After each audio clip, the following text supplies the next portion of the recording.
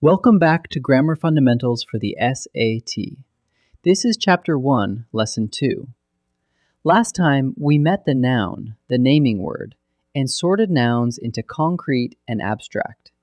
Today, we sort them a different way, into proper, common, and collective. Every noun names at one of two levels. A common noun names something in general, any member of a group, and it stays lowercase. A proper noun names one specific particular one, and it always takes a capital letter. Watch the pairs line up. The word mayor is common. That's just any mayor at all. But Senator Diaz names one specific person, so it's proper and capitalized. Country is common, any country. Brazil is one specific country, proper. And era is common, any stretch of time. But the Renaissance is one specific era, so it's proper. Here's the through line. A specific named thing takes a capital. The general kind stays lowercase. Now a subtlety the test absolutely loves. The very same idea can be common in one sentence and proper in another. Take the word festival. By itself, festival is common, just any festival. But the Olympic Games, the specific name of one event, is proper. Think about school. A high school is common, any school at all. But Lincoln High School, with its very own name, is proper. Same with rivers. A river is common, but the Amazon is one particular named river, so it's proper. So don't judge by the word alone. Ask one thing. Is this the general category or a specific name? General kind, common. Specific name, proper. Before we move on, let's see just how many places proper nouns hide, because the test pulls from all of them. People's names, of course. Maria Santos. Specific places. Brazil, Mount Fuji. Brand names and organizations. Nike, the Red Cross. The days of the week, the months and holidays. Monday, July, Diwali. The names of languages, peoples, and specific historical eras and events.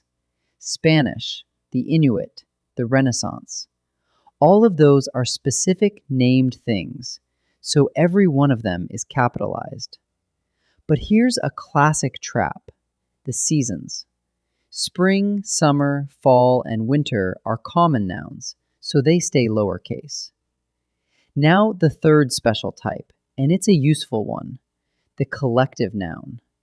A collective noun names a whole group of members, but it treats them as a single unit, as one thing.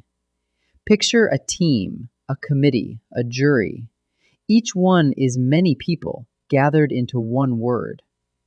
There's a flock of birds, a band of musicians, a crowd of fans, a herd of cattle, a family at dinner, an audience in a theater. In every case, it's many individuals, but one collective word that holds them all together. And notice this, they're usually common nouns too. Team isn't capitalized, but we give them their own label, collective, because of that special group as one meaning. Here's where collective nouns get interesting, and where the test sets a clever trap. A collective noun can be singular or plural, and what decides it is simply what the group is doing. When the group acts together as one single body, treat it as singular. The jury reaches its verdict, reaches with an S, and its, both singular, because the whole jury is moving as one. But when the members act separately as individuals, treat it as plural. The jury take their seats, take with no S, and their, plural, because each juror is finding a different seat. So ask one question. Is this group moving as one body or as separate people? One body, singular. Separate people, plural. Let's put all three together in one sentence. The committee toured a gallery in Paris. 3 nouns, 3 different types. Committee is a collective noun, a whole group acting as one. Gallery is a common noun, just any gallery, the general kind. And Paris is a proper noun, one specific named city, so it's capitalized. Collective, common, proper, side by side in a single sentence. Once you can spot which is which, you've mastered this lesson. Let's practice. For each sentence, look at the noun in capitals and decide, is it proper, common, or collective? Pause and try each before I answer. The Air Force squadron flew over the field. A squadron is a group of pilots, but they fly as one unit. That group as one meaning makes it collective, so the answer is collective.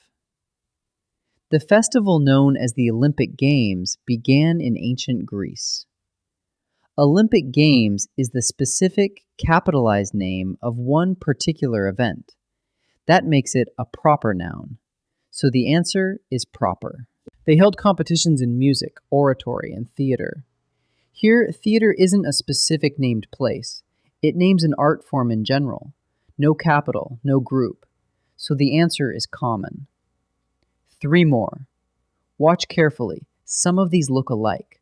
Pause and decide before I reveal each answer. The marching band played the national anthem. A band is many musicians, but they play as one group. Group acting as one, so it's collective. So the answer is collective. Reporters from CNN crowded the press box.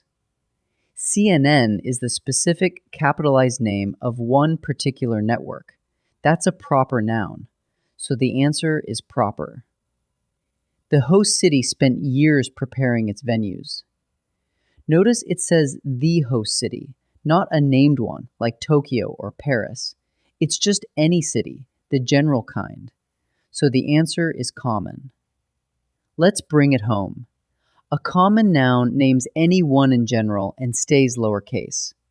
A proper noun names one specific named thing and takes a capital. Remember that the same word can flip between the two, depending on whether you mean the general kind or one specific name. And the collective noun names a group as a single unit, singular when the group acts together, plural when its members act on their own. Nicely done. In Lesson 3, we move from nouns to the words that replace them, pronouns.